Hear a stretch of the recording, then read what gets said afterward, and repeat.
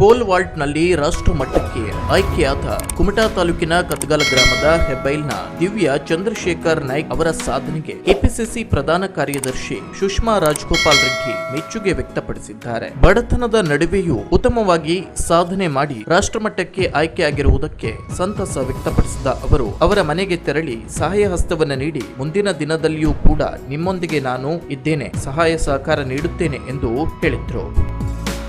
ಕುಮಟಾದ ಹನುಮಂತ ಬೆಣ್ಣೆಯ ಸರ್ಕಾರಿ ಪದವಿ ಪೂರ್ವ ಕಾಲೇಜಿನಲ್ಲಿ ವ್ಯಾಸಂಗ ಮಾಡುತ್ತಿರುವ ದಿವ್ಯ ಚಂದ್ರಶೇಖರ್ ನಾಯ್ಕ್ ಇವರು ರಾಜ್ಯ ಮಟ್ಟದ ಪೋಲ್ ವಾಲ್ಟ್ ಸ್ಪರ್ಧೆಯಲ್ಲಿ ಭಾಗವಹಿಸಿ 2.40 ಮೀಟರ್ ಎತ್ತರ ಜಿಗಿದು ದ್ವಿತೀಯ ಸ್ಥಾನ ಪಡೆದು ಹರಿಯಾಣದಲ್ಲಿ ನಡೆಯುವ ರಾಷ್ಟ್ರ ಮಟ್ಟದ ಸ್ಪರ್ಧೆಗೆ ಆಯ್ಕೆಯಾಗಿ ಹೊಸ ದಾಖಲೆ ಬರೆದಿದ್ದಾಳೆ. ಈ ಸಂದರ್ಭದಲ್ಲಿ ಕಾಂಗ್ರೆಸ್ ಮುಖಂಡರಾದ ರವಿ ಶೆಟ್ಟಿ ಕೌಲಕ್ಕಿ, ಉದಯ್ ನಾಯ್ಕ್ ಹೆಗ್ಡೆ, ಗ್ರಾಮ ಪಂಚಾಯತ್ ಸದಸ್ಯರಾದ ಶಾಂತಾರಾಮ್ ನಾಯ್ಕ್, ಕಾಂಗ್ರೆಸ್ ಪಕ್ಷದ ಜಗದೀಶ್ ನಾಯ್ಕ್, ರಾಘವೇಂದ್ರ ಭಂಡಾರಿ ಸೇರಿದಂತೆ ಇತರರು ಇದ್ದರು. Koojalli times news, Kumta.